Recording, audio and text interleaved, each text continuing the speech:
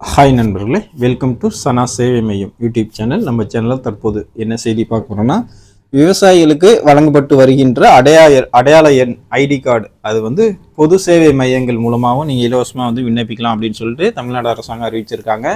இந்த செய்தியை பார்க்கறதுக்கு முன்னாடி நம்ம சேனலில் சப்ஸ்கிரைப் பண்ணாதவங்க சப்ஸ்கிரைப் பண்ணிங்க.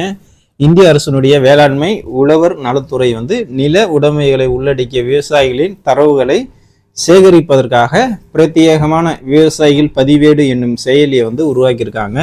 இந்த செயலி மூலமாக விவசாயிகளுடைய நில உடைமைகளை சரிபார்த்து ஆதார் எண்ணை போன்று விவசாயிகளுக்கு என்ன ஒரு தனித்துவமான ஒரு அடையாள எட்டு வழங்க இருக்கிறாங்க.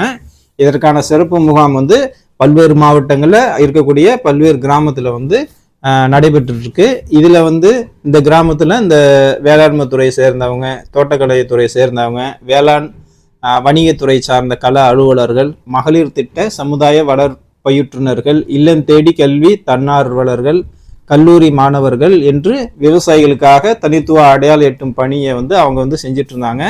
இந்த நிலையில அனைத்து விவசாயிகளும் அருகில் இருக்கக்கூடிய பொது சேவை மையத்தை நீங்க நேரடியாக பயன்படுத்திக்கலாம். இந்த விவசாயிகளுக்காக அடையாள எண் பெறுவதற்கு நீங்க பொது சேவை மையத்தை நீங்க இலவசமாக பயன்படுத்திக்கலாம் அப்படின்னு அறிவிச்சிருக்காங்க.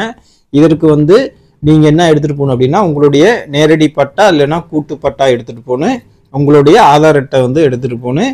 உங்க ஆதார்ல இணைச்சிருக்கீங்களா அந்த மொபைல்ல கையோட எடுத்துட்டு போகணும். அதுக்கு ஓடிபி வரும்.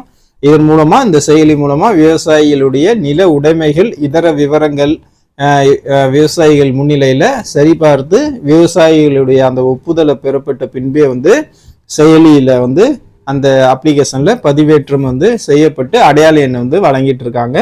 இவ்வாறு பதிவு செய்து பெறப்படும் தனித்துவ விவசாய அடையாள எண் மூலமாக, அந்த அடையாள அட்டை மூலமாக தான் இனிவரும் காலங்கள்ல மத்திய மாநில அரசுகளுடைய அந்த பயன்களை ஒற்றை சாளர முறையில விவசாயிகள் பெறலாம் அப்படின்னு சொல்லிட்டு அரசாங்கம் அறிவிச்சிருக்கு.